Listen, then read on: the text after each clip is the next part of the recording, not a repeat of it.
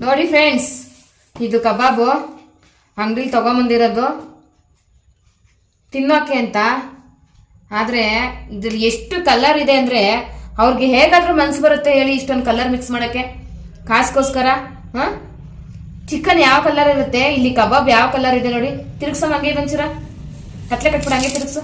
ಇಲ್ಲಿ ನೋಡಿ, ಬಿಡು ಬಿಡು ಬಿಡು, ಎಷ್ಟು ಕಲರು ಆಗ್ತಾರೆ. ಮನುಷ್ಯ ಆಸೆ ಪಡ್ತಾನೆ ಇಷ್ಟೊಂದು ದುರಾಸೆನಾ? ಅಲ್ಲ, ಮನುಷ್ಯ ಇಷ್ಟೊಂದು ದುರಾಸೆ ಪಡ್ತಾನ? ಒಂದೇ ಪೀಸ್ ತಿಂದಿದ್ದು ನಾಲ್ಗೆ ಎಲ್ಲ ಕಡಿತಾ ಇದೆ.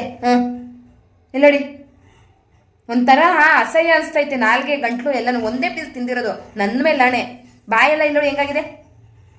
ಎಷ್ಟು ತೊಳೆದ್ರು ಇದು ಕಲರ್ ಹೋಗ್ತಾ ಇಲ್ಲ, ಎಷ್ಟು ತೊಳೆದ್ರು ಕಲರ್ ಹೋಗ್ತಾ ಇಲ್ಲ. ಇಷ್ಟೊಂದು ದುರಾಸೆನ ಮನುಷ್ಯಂಗೆ? ದಯವಿಟ್ಟು ವ್ಯಾಪಾರ ಮಾಡೋರು ಯಾರು ಏನು ಅನ್ಕೊಂಬೇಡಿ. ನನ್ಗೆ ಯಾರ ಮೇಲೆ ಏನು ಹೊಟ್ಟೆ ಕಿಚ್ಚಿಲ್ಲ. ದಯವಿಟ್ಟು ಇದು ತಿಂದವ್ರು ಉಳಿತಾರ? ಇಂಥ ಕಾಯಿಲೆಗಳು ಬಂದು ವಕ್ರಿಸ್ಕೊಂಡಿದ್ದಾವೆ. ನಿಮ್ಮೊಬ್ರನ್ನೇ ಯೋಚನೆ ಮಾಡಬೇಡಿ, ನಿಮಗೂ ಮಕ್ಳಿರ್ತಾರೆ, ಬೇರೆ ಮಕ್ಳೇನೆ. ದಯವಿಟ್ಟು ಹೊರಗಡೆ ತಿನ್ನೋರು ನೋಡ್ತೀನಿ. ನೀವು ತಿನ್ಬೇಡಿ, ನೀವು ತಗೋಬೇಡಿ, ಎಲ್ಲರೂ ಹಿಂಗೆ ಮಾಡ್ತಾರೆ ಅಂತ ಹೇಳ್ತಿಲ್ಲ. ತಗೊಳ್ಳುವಾಗ ನೋಡ್ತೀನಿ.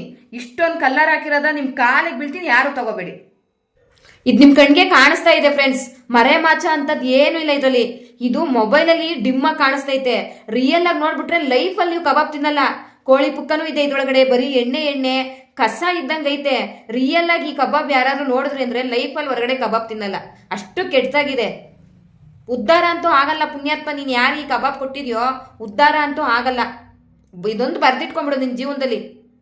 ಥೂ.